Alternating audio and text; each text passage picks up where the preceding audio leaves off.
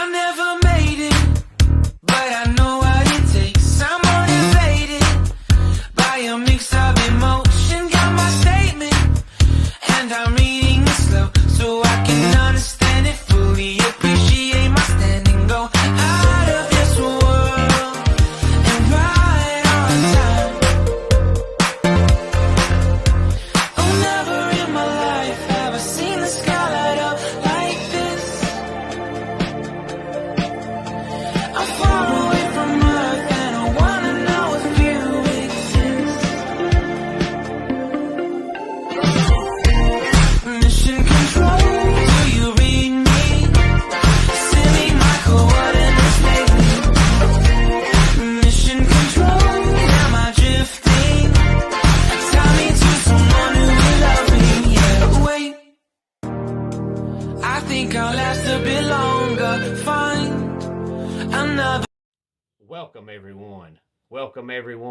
Welcome everyone to another Ref Brandon and the Todd Family YouTube video. Wherever you are, whatever you may be doing, thank you so much for making Ref Brandon and the Todd Family a part of your day. We always greatly appreciate it. It's a Wednesday, so of course by now we know that means it's time for another weekly Top 10 Countdown. Now last week's Top 10 Countdown was a request from my good friend Eric, and to be honest, as soon as I finished last Wednesday's countdown, I kind of had an idea on the direction that I was going to go for this week's Top 10 Countdown. And I had planned on going that direction the entire week up until Monday when Scott Hall passed away. And then I decided, you know what? I can put my idea on what I was going to do on the back burner. And I'm going to do a Top 10 Countdown on Scott Hall because of Scott Hall passing away on Monday. And this week's Top 10 Countdown is going to be the top 10 most influential Scott Hall moments. So not necessarily wrestling, although there is some wrestling on there. It's just great things he did for the wrestling business throughout his career. Number 10 was the WWF saying hello to the bad guy.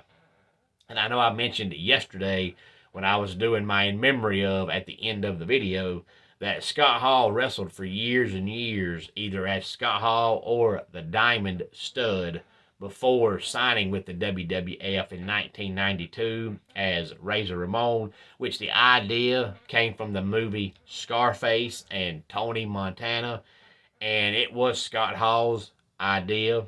He wanted to be that Cuban American that walked around with that strong Cuban accent, and he pitched the idea to Vince McMahon really as a joke, just to see what Vince would say, but Vince loved it, and therefore we had the birth of Razor Ramon in 1992. Number 9 was one that I'll never forget as basically a lifelong wrestling fan, and I'll tell you the reason why as soon as I tell you what number 9 is. But number 9, if you're a longtime wrestling fan, you know that in January of 1993, Vince McMahon started Monday Night Raw. And in May of 1993, Razor Ramon wrestled a young kid who was basically a jobber who was using the name of the Lightning Kid. And they wrestled on Raw, and Razor Ramon thought it was best for business if he shocked the world and he let 1-2-3 Kid beat him. And that's what led to Sean Waltman getting the name of 1-2-3 Kid, because he was the Lightning Kid. And as I said, he was basically a jobber until Razor Ramon put him over on Raw. And I was young back when that happened, so of course that's one of the reasons why I remember it, because of the nostalgia that goes with it. But also, as I've gotten older and learned the ins and outs of the wrestling business to a certain extent, there's still many things I learn on a weekly basis, daily basis. But there are some wrestlers that let fame go to their head. Back in the day, many years ago, when Hulk Hogan was so popular, he was supposed to drop the belt to Bret Hart, and he thought he was too good to drop the belt to Bret Hart. Now, Anybody that knows anything at all about wrestling that can be honest with themselves knows Hulk Hogan is one of the worst in-ring wrestlers of all time. But he was so popular that he thought he was too good to drop the belt to Bret Hart. And then there was a time when Brock Lesnar first broke into the WWE years ago that he was supposed to beat Stone Cold. And Stone Cold thought he was too good to lose a match to Brock Lesnar. And there was no way that he was going to put Brock Lesnar over. So Stone Cold actually quit the WWE because of that. Now, of course, he was so popular, everybody forgot about it. Nobody talks about it. And he was back 6 months later. And then when he retired, he was going to come out of retirement in 2005 and wrestle a match against Jonathan Coachman where he was supposed to put Jonathan Coachman over. And he said, you know what? I'm not coming out of retirement. I'm not losing to Jonathan Coachman. But people don't talk about things like that because of the fact Stone Cold and Hulk Hogan were so popular that nobody wants to bring up some of the bad things they did, and letting fame and having an ego go to your head is a bad thing. But when Scott Hall was Razor Ramon, he wrestled the Lightning Kid and helped him become the 1-2-3 Kid. He thought that was best for business because he shocked the world. Because back in those days, when Raw first started, every single week, it was basically a main event guy against a jobber, or a main event tag team against a jobber tag team. So you knew going into each match that the match wasn't going to last 3 minutes. Because back in those days, you had the big 4 pay-per-views. You had Royal Rumble, WrestleMania, SummerSlam, and Survivor Series. And all Raw was a way to build up the big stars and have storylines going into each pay-per-view. So when Razor Ramon wrestled the Lightning Kid and he was a jobber, everybody thought, well, this is going to be another quick match. So when Razor put him over, it shocked the world, and I will never forget that because it was best for business. That helped Sean Waltman elevate his career, and it did not hurt Razor Ramon's career at all, which leads to number 8, which was gold on his neck and his waist.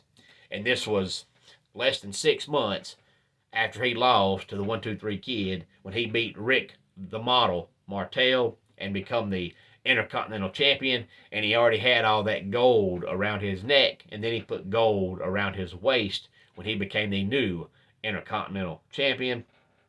Number 7 is a wrestling match that, according to most wrestling insiders, is one of the best wrestling matches of all time and the best ladder match of all time to this day, and that was when Razor Ramon wrestled Shawn Michaels at WrestleMania 10 in 1994 in a ladder match for the Intercontinental Championship.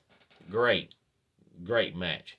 Number 6, You Don't Know Why I'm Here, which was 1996 when his contract in WWF expired. He decided not to re-sign, and he jumped ship and went to WCW. And before we enter the top 5, let's quickly recap 10 through 6. Number 10, WWF says hello to the bad guy. Number 9, 1-2-3. Number 8, gold on his neck and his waist. Number 7, ladder match. And number 6, You Don't Know Why I'm Here. And again, this is the top 10 most influential Scott Hall moments, and it comes courtesy of eWrestlingNews.com. You can easily get on there and read this entire article if you do so choose. Number 5 is something that shouldn't have happened, but everybody knows that for years and years and years, Scott Hall struggled with an addiction to alcohol. And anybody that knows anybody that drinks, you know alcohol can be a strong addiction. And DDP actually saved Scott Hall's life a few years back when he put him in DDP yoga and helped get him clean because he struggled with it for years. But in 1998, WCW had this horrible idea to make Scott Hall's on-screen character be a bad drunk who walked around and puked everywhere. And it was a tasteless idea. And I know why they did it. Their way of thinking was, hey, if we embarrass him and let the world see his issues and his problems, he'll get clean. But instead, it backfired and it embarrassed him and made it worse. Number 4, Scott Hall shocks Goldberg's world. And that was Starrcade 1998 when Kevin Nash ended Goldberg's streak because Scott Hall was dressed as a security guard. And of course, it was really Scott Hall, and he took off all the security guard clothes, had a stun gun. He shocked Goldberg, and Kevin Nash ended the streak. And at the time, a lot of people were mad about that because they didn't want Goldberg to ever lose a match in the history of ever.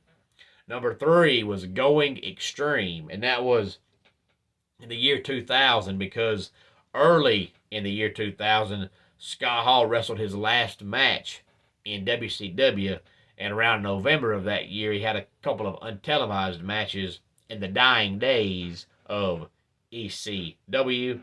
Number 2 was the revamped NWO, which was in February of 2002 when WCW was gone, ECW was gone, and Scott Hall, Hulk Hogan, and Kevin Nash had a revamped NWO in, at the time, WWE. And number 1 was his Hall of Fame induction ceremony in 2014. Now, of course, he went again in 2020 as a member of the NWO, but in 2014, he went in as Scott Hall, which is when he made the famous statement that bad times don't last, but bad guys do.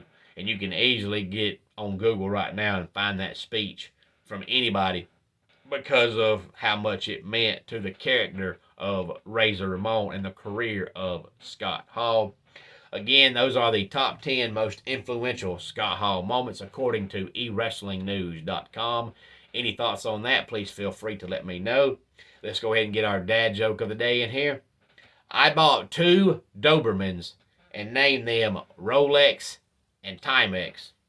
They're my watchdogs.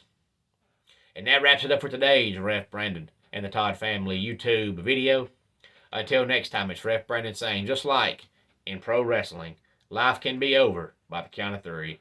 Tell your friends and family how much you love them. Bye.